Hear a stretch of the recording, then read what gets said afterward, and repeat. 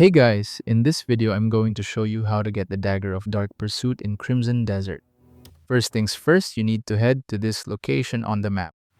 If you don't have this area of the map unlocked, pause the video and align the map cursor like this.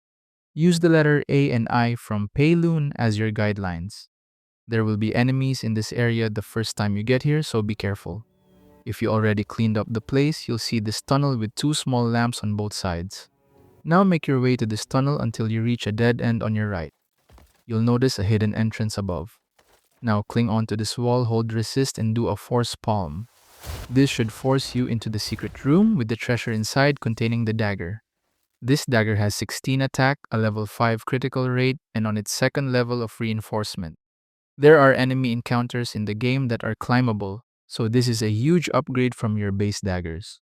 There's also stealth assassinations in this game, so this also puts out more damage to your targets. And that's how to get the Dagger of Dark Pursuit in Crimson Desert. Thank you so much for watching.